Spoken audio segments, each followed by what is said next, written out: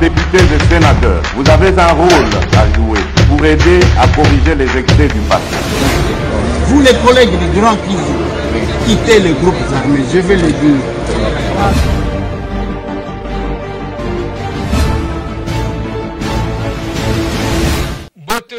Bote lisusu bandeko nanga, bino bandeko oyangai, masolona député, tokomi le 1er décembre 2022, le mois de novembre et sili, awa ekozala kanga mwana, kanga mukolo, parce que ba fête ezali koya. Masolo na député. Manifestation contre arrivée à ba troupe ougandaise. Na cadre à force oyo africaine pona kosunga RDC na Goma na contre l'embargo Masolo, c'était aujourd'hui Masolo.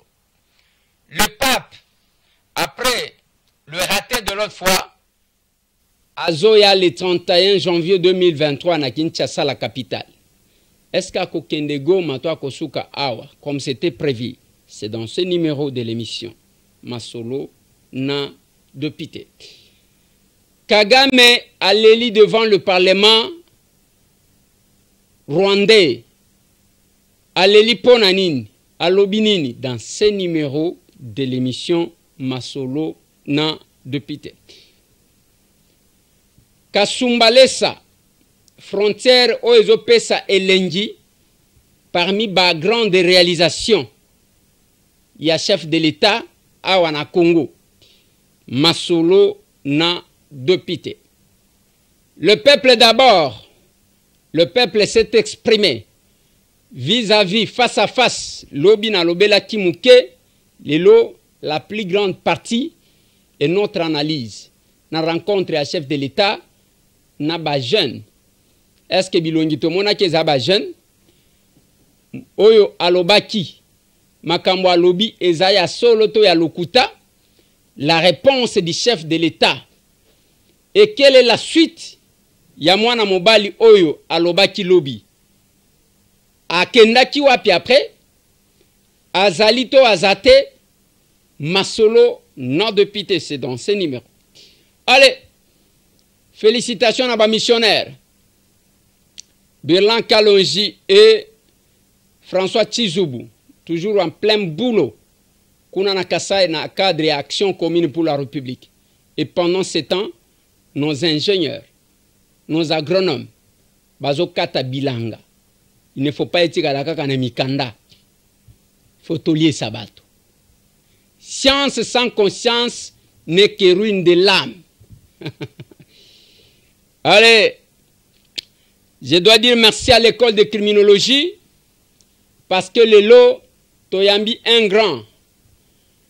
Le professeur Ebode Tunda Aouti Azana Yaoundé 2 Atangisa Kibiso na Mbula Oyo na Master 2 na école de criminologie.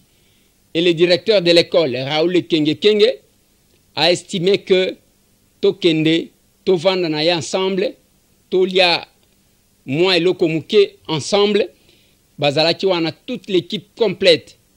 Il y a école de criminologie. Bokomona Bango, professeur Sarah, professeur Raoul Kenge, professeur Ebode. Donc, Tozalaki wana quelques apprenants. Je dois dire merci à l'école de criminologie parce que ba associé biso, ba honoré biso, ko vanda na ba oyo batangisa biso. Masolo. Et bon retour aussi au professeur Ebode Yaoundé 2. C'est politologue de talent. Masolo. Bande konangai, émission ya lelo na concentré yango mingi na le peuple d'abord. Ojima kamuna lupi. Tokoloba fachi, le peuple d'abord. Ce qui te paie 6 mois information. Tolobi fachi, yo lobi place au vandi, le peuple d'abord. Ça donne bien, ça commence bien. Banonse balobi tozoluka ba force. Selon résolution ezwamaki, baya kosunga biso na bitumba o tozobunda na ba commissionnaires qui sont les Rwandais sous couvert ya ba M23. Batu babandi koya. Après ba Ougandais balobi biso pe tozoya na batu. Pendant 7 ans, tangu bazozwa Bunagana, biso tozana ba Ougandais awa. Ba militaire Ougandais baza sous prétexte que bazo sunga biso. Boyoka même likambu ya Sony, oyo militaire au front, azoloba botala logistique ya baninga, azo kumisa. Bato ango bazo kotaka na armée, na ebite soki bazwaka bango wapi. Bayende koyepa biso kosunga biso. Armée baninga.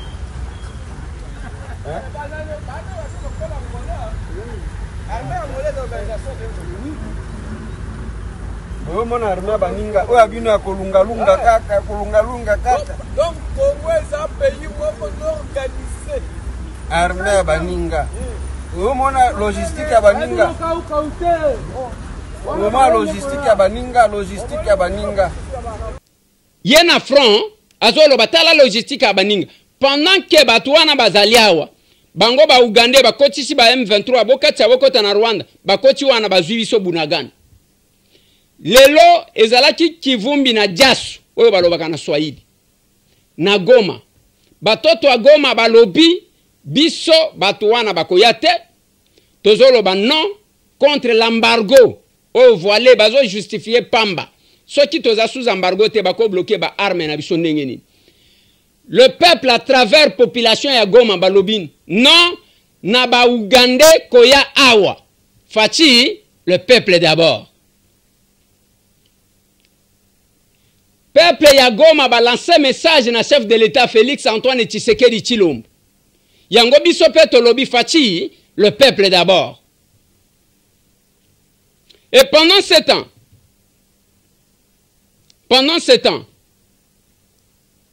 nakoya kolobela peut-être makambu ya batu misusu par la suite. Te, nalobela ya jeunesse après. Nangonga Oyo, Pape a annoncé, a confirmé que Azoya na Congo. Azoya le 31 janvier 2023. To éviter ceux qui programme changer, ceux qui a continué à comme na Goma. Tango a comme na Goma. Tokoyoka message à Kopesa. Tokoyoka, qu'est-ce qui va se passer? Parce que le Saint-Père Azoya Wan. Nous attendons. Espérons que l'arrivée à Saint-Père Nambo Cannabis et quoi porter les biso en plus. Nangonga Oyo, na Kinshasa, l'église catholique, balingi batambola, les dimanches. Yango balobaki kobanda lelo, nangonga 20h. Ba, ngonga ebetaki, et kosale malobi les 2, puis les 3, les 4, nde marche et salim. Marche wana c'est dire non contre l'agression ougando-rwandaise. Koloba non contre la complicité de la communauté internationale. Et puis ko soutenir mampinga na biso. De marche oyo ko salem.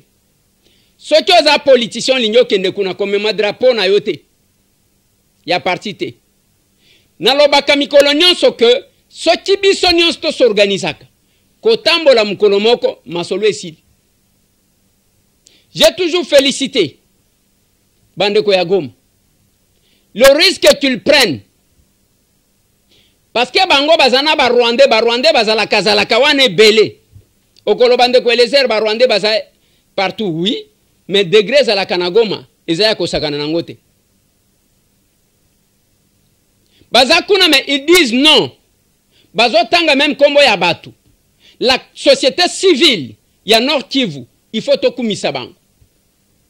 Parce que bazwaka ba risque quel que soit que bazo bomaka batu butu bango bakoloba na bino te ba Rwandais ndem tu bazo sala. Ba o bazo sala. Et si vous suivez ces derniers temps, ndenge bazali ko encourager mampinga na biso, il faut le féliciter. Ya bino yango. Ya bino yango. Yango pe bomoni Kagame akeko balbutier devant son parlement. Nalingi botie la biso moi élément ya Kagame. Après toko ramasser moi muke, c'est en anglais. Toko ramasser moi muke oyo biso tokoyoka. Oyo tokoyoka te bino boko bakisa. So this problem can be resolved if one country headed for elections next year is not trying to create grounds for an emergency so that elections don't take place. Well, not that he won the first elections, as we know. So if he's trying to find another way of having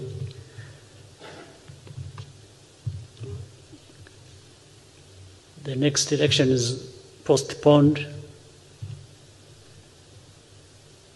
then I would rather he use the other excuses, not us, because I don't think I think we have really a lot of problems of our own. We don't need to add other people's problems. Voilà. Yewana zolo bakebiso tozana ya biso makambu. Tokojiko sokipe na makambu ya batu misusu te. Ndenge za wana ezobima mutu alingi ko organiser élection te akomi ko luka makambu ya kokosela. Et d'ailleurs il y a gagnaki élection te ainsi de suite azokosa. Lelo batu nyonso bakomi ko funda biso Rwanda zosala. Bozo tala mutu mutema esuki. Voilà ce que j'ai ramassé. Les autres, vous allez nous ajouter dans les commentaires. C'est quoi? Yo Paul Kagame. Oye ko sala yo ko lobela élection. Balobi pe baloba élection, yo Kagame ofongola munoko na yo lobela élection. Na Rwanda élection ezalaka. Tangu bazo beta masolo ya élection. Bazwi pe Rwanda batie bango kuna ke bango bazaka na logique ya élection. Nyonso tu wana c'est vous le Congolais. Na funda kabino oyo président Mbosso alobana ngake tika ko funda biso ba politicien. Tenga na ko funda bino. Alobaka nini? Merci honorable président. Ce n'est pas parce que nous manquons quoi dire, nous en avons. Honorable président, depuis que nous avons commencé, dans cette loi, on a tout touché, mais sauf ce qui crée des problèmes, honorable président. Na loi oyo, projet de loi oyo. Honorable président, ba collègue nyonso ba commissaire wa ndenge nini ba ko sanctionner ba conservateur. Ebele ba yekolo ba makambu ya ba chef coutumier o bazana kati ya sala. Mais honorable président, banani ba créer ka ba problème. C'est nous les politiques. Mais totangi yango te na kati ya loi oyo, honorable président. Banani bazo dédoubler ba chef coutumier, soki mutu bateye ministre alukinde kona ye na village, a commissaire chef coutumier bandiko bundisa o bachana kati. Eza biso ba politicien, honorable président. Honorable président, honorable membre du bureau, honorable député, chers collègues. Pesa ba amendement. Nazo pesa yango, honorable président. Ezana kati ya loi. Nazo funda biso ba politicien pour nini? Nazo funda parce que honorable président esengeli toza la correcte et juste, honorable président. Voilà. Alors bitika ko funda biso ba politicien. Ezana ba politicien moko ngana yebite. La politique que nous avons apprise est l'organisation de la société avec point principal courir, servir l'intérêt général. Mais nous voyons les politiciens balingi basa la concurrence na Bill Gates. Ba comme ba millionnaire. Bango ba zombongo koleka. Tout ce que vous voulez. C'est quand même compliqué. Ezoka musanga. Et belé na bango wana bakenda kosala ba courbette na Rwanda pour venir obtenir un poste ici. Vous vous rappellerez qu'à l'époque, les nominations venaient de là. Kigali so Kigali.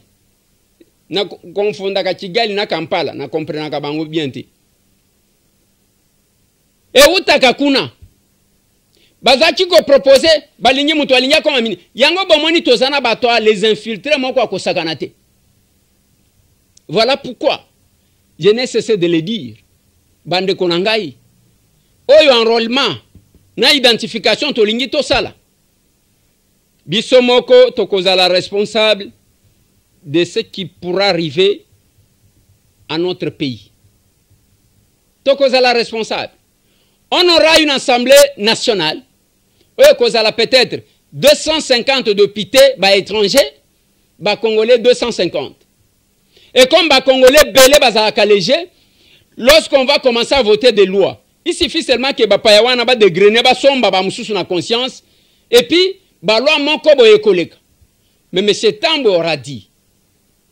Voilà pourquoi quand j'ai pris la parole à l'Assemblée nationale par motion d'information, balobi nanga ke zela to koloba makambu wana, oui, je me suis lavé.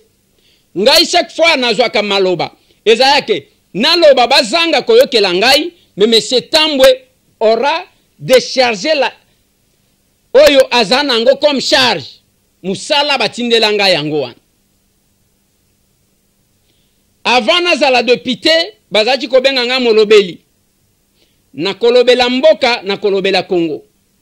Honorable président, batu bako luka kobomisa batu. Il y a peu honorable président au ebisi biso ndenge nini Covid ezongi na ba maladie belé. Nangonga oyo honorable président nazo ebisa yo ba morgue ezali kaka ko servir pona ko bomba bibembete et comme ko servir en même temps des chambres froides honorable président. Honorable président bazali ko précipiter biso na liwa et au vu et au sud de tout le monde. Quelle chambre froide? Pardon, honorable président. Quelle chambre froide? Nalobi boye. Morgue. Oyo bazoto, nazana liste oui. Awa. Quelle morgue? Oui. Nalobi ba morgue oyo bakotonga na ba quartier ezali ko jouer deux rôles honorable président. Nandenge ya moi boye eza morgue bisika bazo bomba bibembe. Na butu ba onyonso basomba ka basoso, basomba ka mipanzi, soki basombi te bakeko bomba ngona kati ya morgue honorable président. Dans quelle morgue on les fait? Dites-nous. Je vais citer. Nazana ba morgue, nazo échantillon ya 7 parce que na ebaki ke okotuna nga mutuna. Nazana morgue ya Luindu, ezana ozone. Nazana morgue ya Ngondo, ezana Elengesa. Nazana morgue ya Point Final, ezana Limete. Nazana morgue ya oyo ezali na maison communale ya Ngiringiri. Ezawana honorable président. Au vu ya échantillon oyo na pesio, honorable président, ce qui totali d'abord na condition dans lesquelles ba morgue wane tongama et la manière dont ils sont en train d'utiliser doublement ba morgue wana, tantôt en chambre froide, tantôt en morgue. Honorable président, ce qui tozui ba disposition te biso nyonso batutolia kabilo kwa libanda to kokufa honorable président. Na ligne aborder question ya chef de l'État. Na jeunesse. Lobby j'ai survolé. Na ligne boyo kanga malam parce que c'est ça le grand sujet de cette émission. Le grand sujet de cette émission est ça, le peuple d'abord. Fati Béton, le peuple d'abord. Dans le baki nabino d'un côté, lobby ezalaki expo Béton, ndenge ba pesaki. De l'autre côté, vis-à-vis entre les chefs de l'État na jeunesse. Boko comprendre le qu'on a lobaka nabino. Que Félix Antoine Tshisekedi Tshilombo n'est pas un président comme Joseph Kabila. Parce que Joseph Kabila akenda kovana na kingakati. Na kingakati wana telefone elekakate. Ndenge toyokaka. Na bao bakendaka. Et puis, azana ba master awate. Azana ba collaborateur azana politique. Mais les chefs de l'État, azana ba master awa. Azana ba bokilo awa. Azana ba tubakola na bango. Azana ba compagnon de lutte na ye. soki olingi okosela ye likambo bakobimisa yo un jour ata soki azoleka na nzela. Lobi ezalaki rencontre ya ye na jeunesse, bien que namoni bilongi misusu na mituni oyo azaka jeune, parce que bato ebele s'il veut se dédouaner de ses responsabilités babatamaka na kati ya jeunesse. Oh, nous sommes des jeunes, biso tozaba jeunes. Oh papa, jeunesse sangoti âge nini? Jésus asala makambo nyonso à l'âge de 33 ans asilisa akufa na akokufa. Lumumba je crois à l'âge de 36 ans akufi na akokufa. Yo tata mobimba comment déjà 40 ans, 45 ans, 50 ans, ozo mibenga jeune, ozo tia basirage lokola biso mibange. C'est pourquoi l'action commune pour la République. Il n'y a pas de lutte de jeunes. Parce que eza koluka ko irresponsabiliser bato. Ndenge balobi, soki héritage ana nu mwana muke, babombelaka ye héritage na ye. Tia kokola. Mais yozo mitia mwana, yango tolobi, balobi, mutu moko akorija kinga alobaki eza inos bite, eza rebo soki rebo. Ndaloba, laissez les enfants jouer. Laissez les enfants jouer. Allez. Bango tango bazoloba, laissez les enfants jouer, bazoloba, laissez les vieux voler. Nde yango mboka bazo piller. Tangu bino bozo sakana bozo mibenga ba jeune. Ba o bozo mona lokola mikolo bazo yiba. Yo bandeko na yo ba koma ba ministre, bana âge na yo, ba leki na yo bazo koma ba ministre, bazo koma ba responsable. Yo ti lelo mibenga ka jeune, c'est de l'irresponsabilité. Tala même kolata na yo. Tala même suki ozo katis. Tala nengo ozo kata mandefu. Yo tata mobimba, tata mobimba penako koma koko, ozo mibenga jeune. Oh, je discutais avec quelqu'un hier. Na lobi jeune azanani. Alobi non jeune ezana mutu na lobita. Tamaka mususu. Mobutu, Tshisekedi, na bango bazwaka ba pouvoir na âge nini.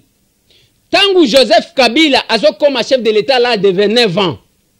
Yo tata mobimba oleka ba âge wana ozo mibenga jeune. Lui responsabilité. Na monaki ba jeune, là nazo mitu na soki ba jeune ango c'est de quel âge à quel âge? Incapable de dire ça. Je disais à un jeune, Ozana Ajnin, qui s'appelait jeune, alors il a 23 ans.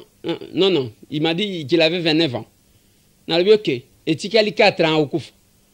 Alors il a dit, mais Jésus a Kouf à 33 ans. Ya, ngaitambu. Ezo lekela yo, zoa responsabilité. Balobaka osame bien né, la valeur n'attend point le nombre d'années. Le polémique awa Isaiah Keo Christian Bosembi. Oui, c'est un jeune, le lois a président ya CESAC, une institution d'appui à la démocratie. Mouya ya quel âge? Il est ministre. Tozo ki mwana yo mon collègue ici moi Lucien Mboussa. Gaël, azana âge nini? Azaki na bureau d'âge. Moi no collègue nanga mususo ya koma vice-ministre d'enseignement. Aminat, azana âge nini? Yo baninga bazozwaka ba responsabilité na ba poste. Yo vandi ke toza ba jeune, ozo revaka il faut komana sala ndenge nini pour que na ke poto. Poto ngozo mona ke batu balokotaka. Lobi na tiela kibino elema ya indam. Ozo sentir ke elembisi kosenga mbongo yo musala na yo nyonso ozakana. Osenjao, ozo vivre na makambwana. Ba oyo bazo lukawana yo sikoyo ba lukela kayo, yo vando zo batela teinture. Eza soni. Na linyi botie langa élément ya jeune oyo yandeko oyo j'aime dire ça. Oyo a s'adressa qui na chef de l'État dont la vidéo et ça lit tour du monde. Après n'a commenté. Le président, je veux aborder dans le même sens que ma consoeur qui a quitté ici. Vous nous aviez promis de créer une classe des millionnaires congolais. Cela n'est possible qu'au travers la promotion de l'entrepreneuriat. Mais il se fait que de chiffres que nous avons, parce que moi-même je suis entrepreneur et acteur, la sous-traitance aujourd'hui au Congo, c'est une affaire de 7 milliards de dollars l'an. S'il vous plaît, je répète, 7 milliards de dollars l'an. Mais ce n'est pas normal, Monsieur le Président. La sous-traitance congolaise fabrique chaque jour un millionnaire sud-africain, un millionnaire chinois, un millionnaire australien, un millionnaire français. Et j'aimerais que les jeunes disent ici, ce n'est pas normal. Monsieur le Président, pourquoi? Parce que ces mots Zijin, Sikomine, Ivanoé ont décidé de ne pas respecter la 17/001 de février 2017. Ils ne respectent pas nos lois. Ce sont des partenaires, ils viennent dans notre pays, ils prennent le beurre et l'argent du beurre, alors que la jeunesse ici n'a absolument rien, Monsieur le Président. Monsieur le Président, parce que vous en aviez parlé, s'il vous plaît, c'est moi. Parce que vous en aviez parlé, je serais malhonnête de dire que tout le monde ne fait pas mieux. Une mention spéciale pour Kamoa actuellement, qui essaie de se démarquer, d'où même il y a les quelques millionnaires dont vous parlez. S'il vous plaît, Monsieur le Président, comment est-ce possible qu'en votre titre, en votre statut de président de ce pays, vous preniez une décision, une résolution, et que vos ministres sectoriels et que vos directeurs ne respectent pas cela dans ce pays? Comment est-ce possible?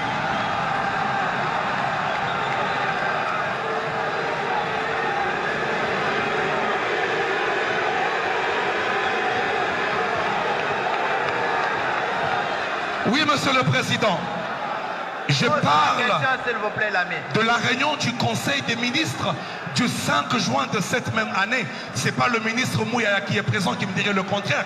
Vous avez pris une résolution au besoin de fermer les entreprises réfractaires. Mais vos directeurs et votre ministre Eustache n'ont pas respecté cela. Pourquoi? Soyez prêts, chers camarades, et posez la question, s'il vous plaît.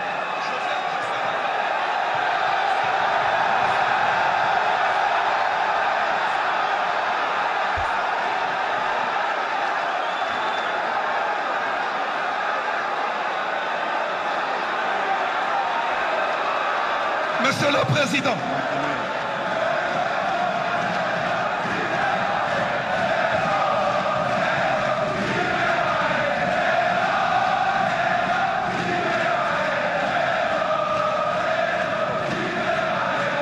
Monsieur le Président,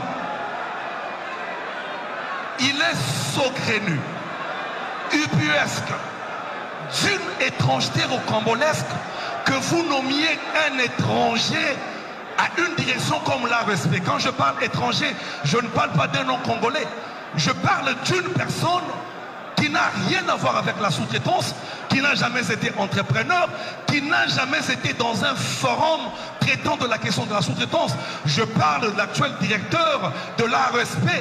Monsieur le Président, dans cette salle, il y a des jeunes pétris de talent. Dans cette salle, il y a des jeunes capables. Dans cette salle, il y a des entrepreneurs qui peuvent faire cette fonction. Vous ne pouvez pas vouloir une chose et son contraire. Pourquoi? L'ARSP depuis sa genèse a été corrompu. L'ARSP nous complique, on n'arrive pas à avancer. Je vous ai écrit plus de 3 fois, Monsieur le Président. Dans plusieurs mémorandums, je vous ai exposé le problème. Et ma question aujourd'hui, la seule d'ailleurs, je vous la pose en vous regardant avec tout respect droit dans les yeux, Monsieur le Président. Vous nous avez promis il y a bientôt 4 ans de bien vouloir créer une classe de millionnaires congolais. Moi personnellement, je l'ai cru. Je travaille, je me bats pour le faire.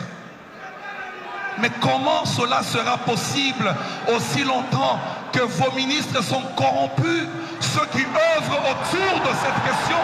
Comment cela est possible, Monsieur le Président? Comment cela est possible? Parce qu'on n'arrive pas à avancer, on n'arrive pas à réussir à cause de vos directeurs. Et là, vous venez de nous amener un stagiaire à la tête de l'ARSP. Merci beaucoup, merci beaucoup. Comment cela sera possible? Et moi, je pense ceci, Monsieur le Président. Merci beaucoup, cher Moi, je camarade. pense ceci. Je finis par là, Monsieur William. Je pense ceci, Monsieur le Président. Personnellement, en ce qui me concerne, je peux me bomber le torse et vous dire clairement, en présence de tous ces témoins, que je peux être capable, moi, de vous fabriquer un millionnaire chaque semaine. Parce que je connais les rouages, je connais ce qui se passe dans le respect, je connais tout ce qui se passe. Mais seulement, ne nous amenez plus des stagiaires, parce qu'ils se feront corrompre facilement. Des jeunes présents ici, ils peuvent travailler et nous pouvons exceller, nous pouvons réussir. Merci beaucoup, merci.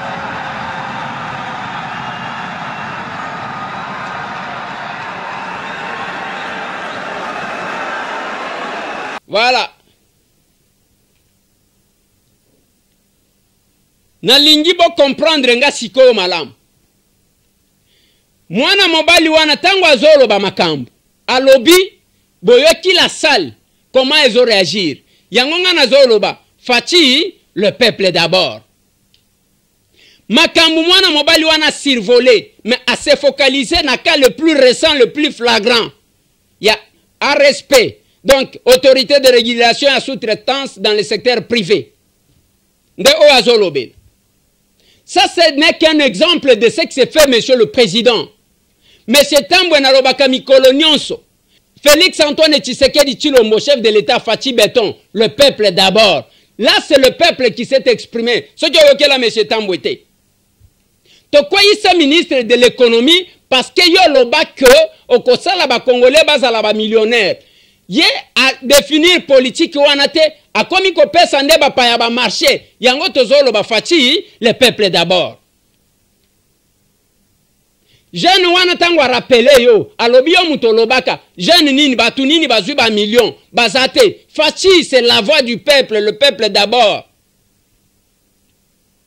Tolobaki makambo ya katanga, je ne sais pas, les commissionnaires de la présidence lobi boyoki soni boyoki soni na lobaka yo sala makambo na yo. Un jour bakokutana kana fati na couloir bakutani na ye to bakutani na yete bakutani na yeti oyo a proposa ki mwa mobile wana ya autorité de régulation na secteur privé mwana mobile wana zalaki ministre provincial ya infrastructure ngai tambwe na loba na bino ba kope yazo sala na ba chinois batu basali ke ba pesa ba chinois frontière oyo ya Sakanya eza mwana mobile wana bayaka kawa bazui mutumoko c'est la famille du chef de l'État bazui quelques conseillers basali cop wana bande konangai sokyo tuniye azombongo combien na eloko wana pour nous insécuriser ba pesiango juwa soki juwa société wana ya ba chinois oh bazali ko exploiter ba minerais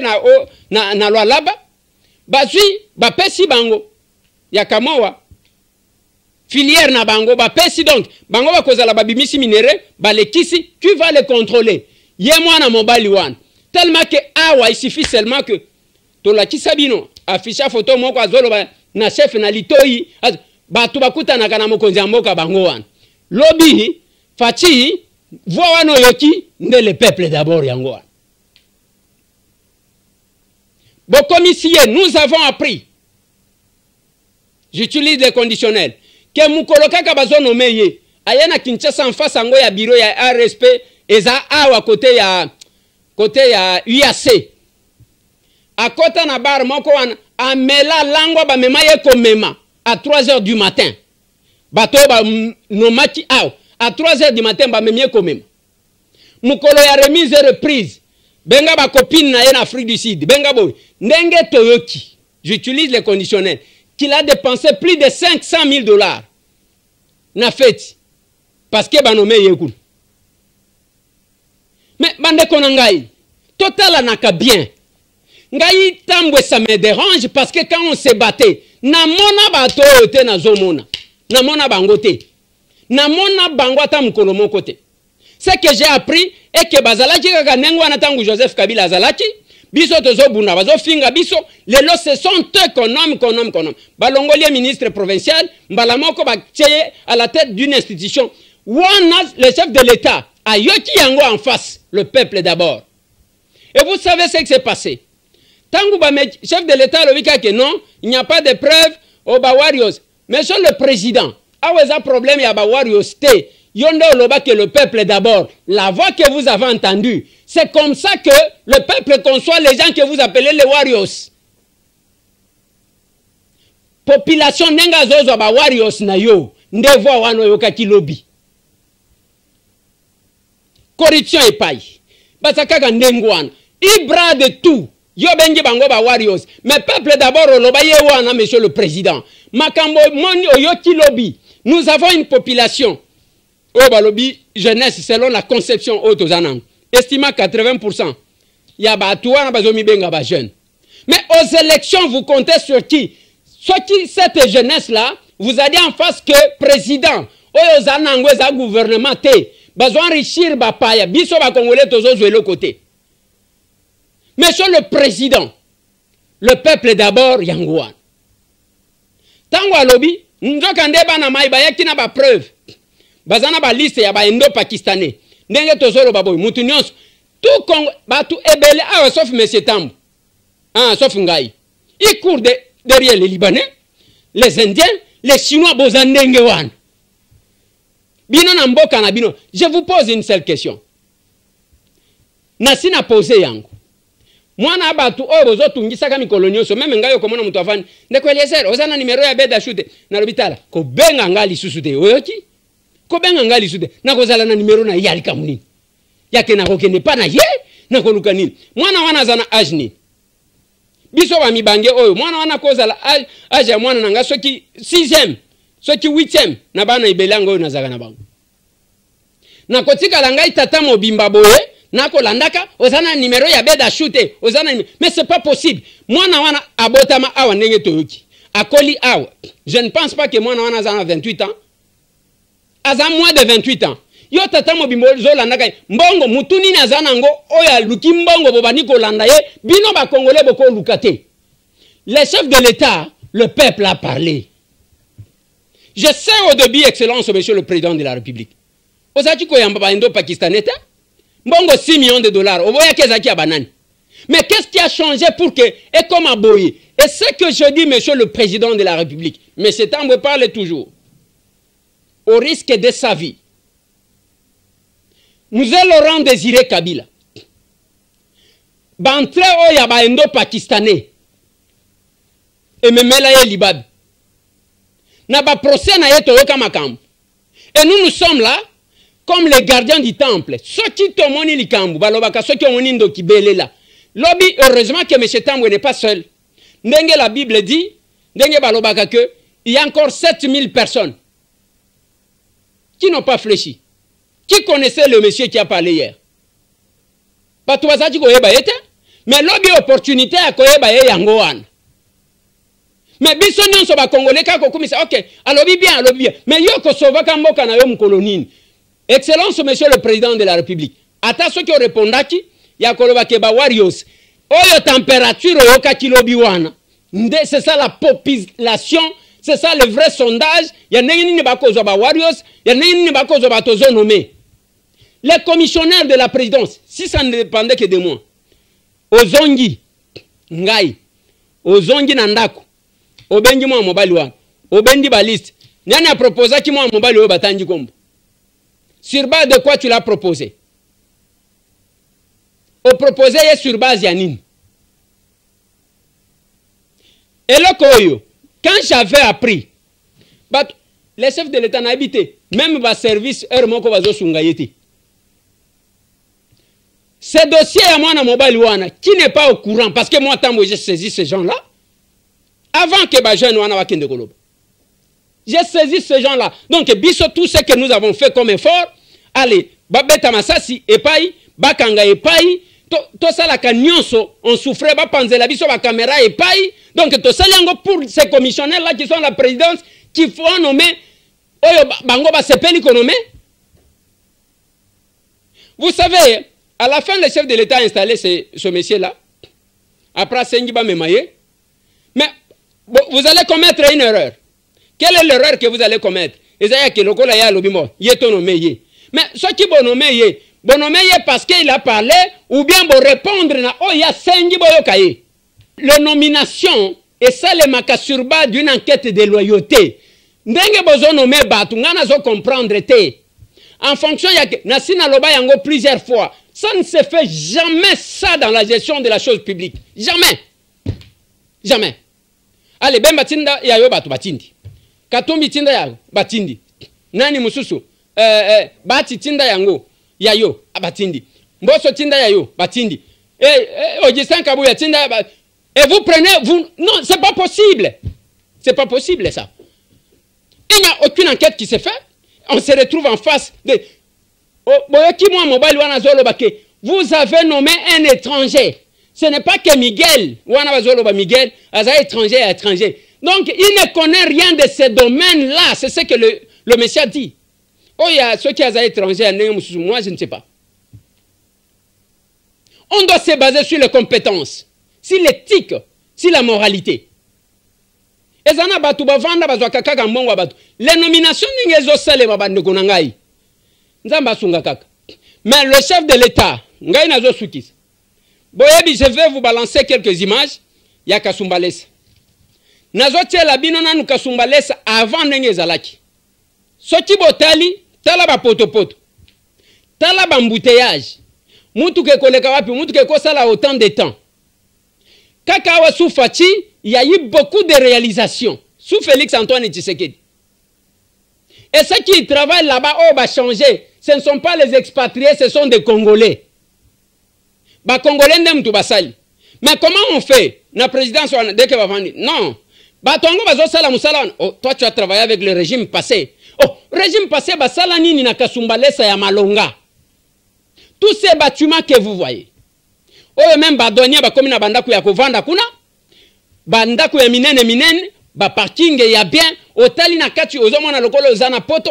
Donc frontière oyo kotiko comparé te na la plupart ya ba frontière oyo ya bamboka misusu a oko comparé te. Et ça tu as travaillé avec le régime passé. Mais bazo sala ba réalisation yango ba kekozwa ba pesi ba chinois à travers moi na mobile wana batake. Ba pesi bango na sakani. Balongwa kuna ba pesi ba chinois na kipushi. Et bazo sala makamunion en désordre. Maintenant, comment on va contrôler par rapport à la sécurité? Remorque bimeli na kipushi.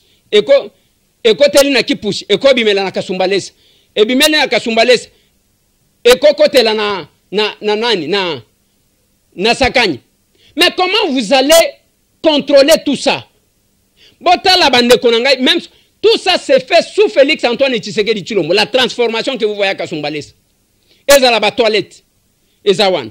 Ezala bandaku ya badouanier. Ezawan. Ezala. Mais ça, ce sont les Congolais. Moi, j'encouragerai toujours. Et ce sont les personnes les plus combattues.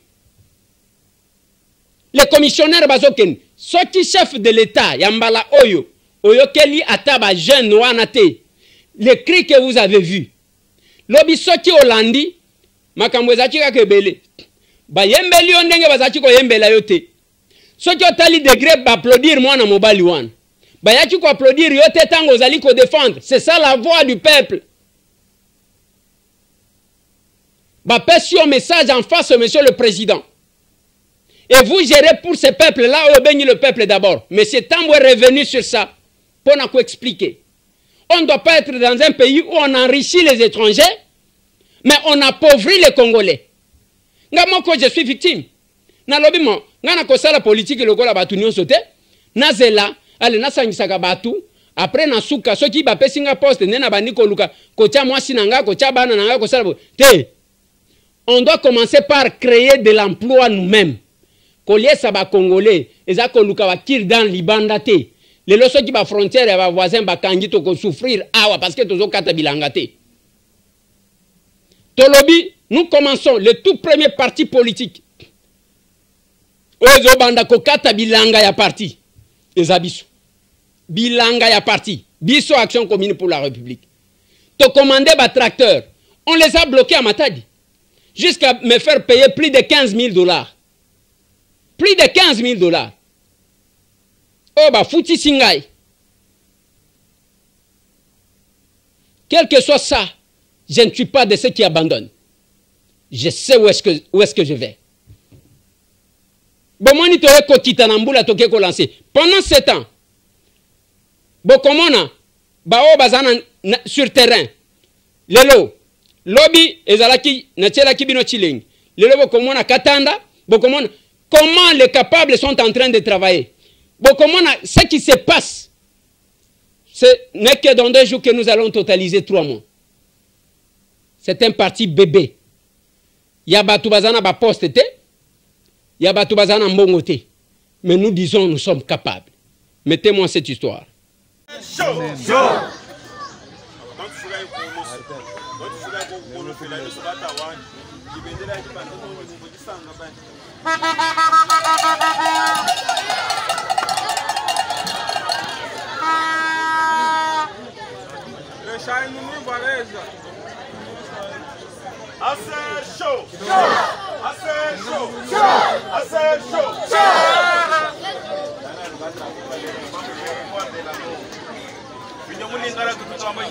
Aser mokili mobi banda monani mobimba mokili mobimba moni ula ba kushimu aser show aser show aser mokili mobi aser mokili mobi aser Congo mobi merci itongata drapeau eu doesha capable de l'État, Kabengela, comme symbole. Wakule Shabwani, Yeya, Unibuko Keshi, Wakulombra Chisumwechi, Muluseke Lunungwem. Namutu du territoire wa Benakanda, Mutu du territoire Chile, Mou, village wa Benakanda, Jumana Bwanya, Jumane Tewanga Tabuko Keshe.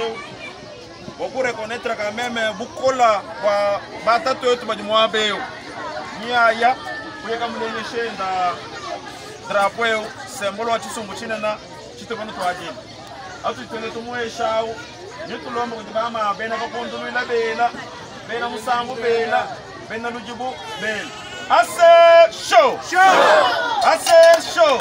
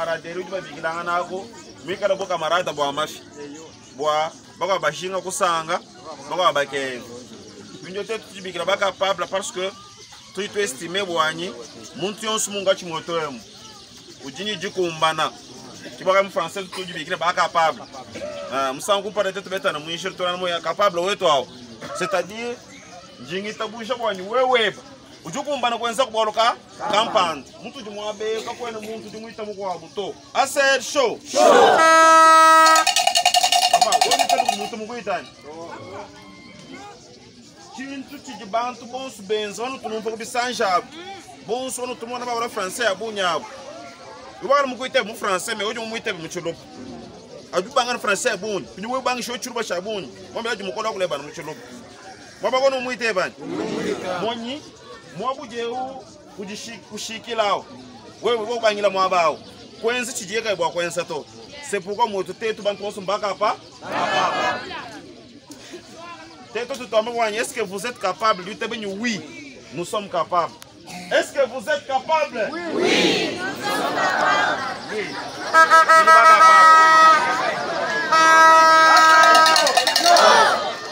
nous sommes capables est-ce que wewe ujukumbana jambo nyingine yowa kumbana est-ce que ujukumbana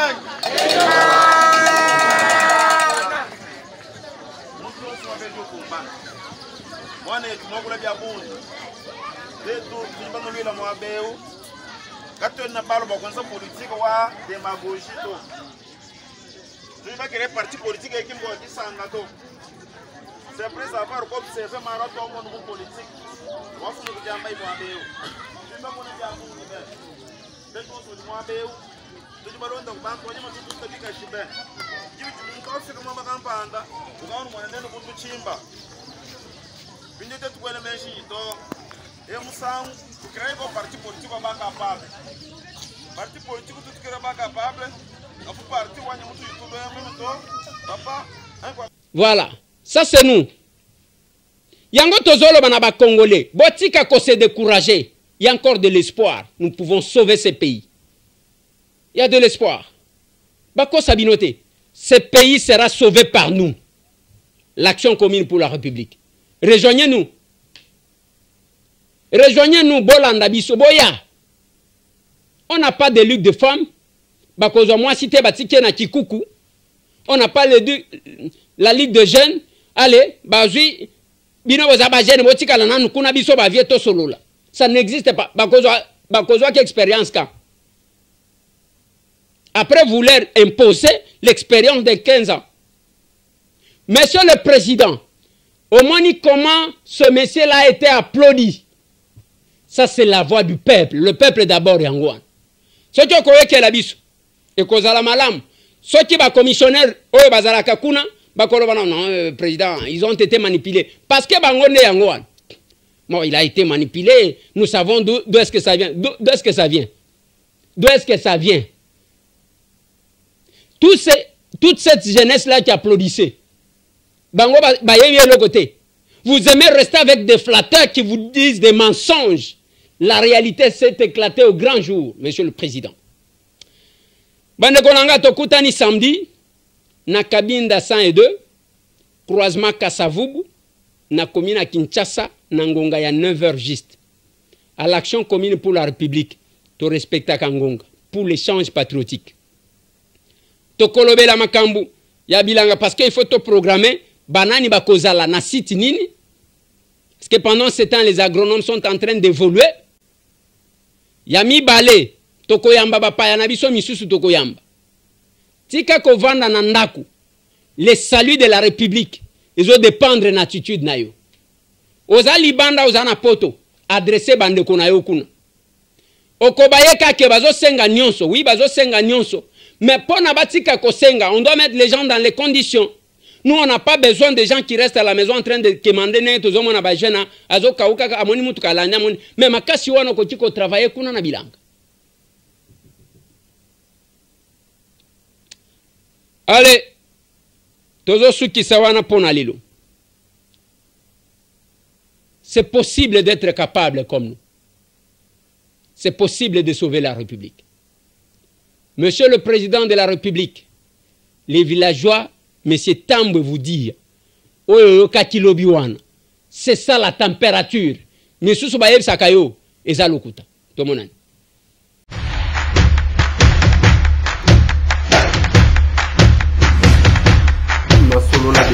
Honorables députés et sénateurs, vous avez un rôle à jouer pour aider à corriger les excès du passé. Vous les collègues du Grand Kivu, quittez les groupes armés, je vais le dire.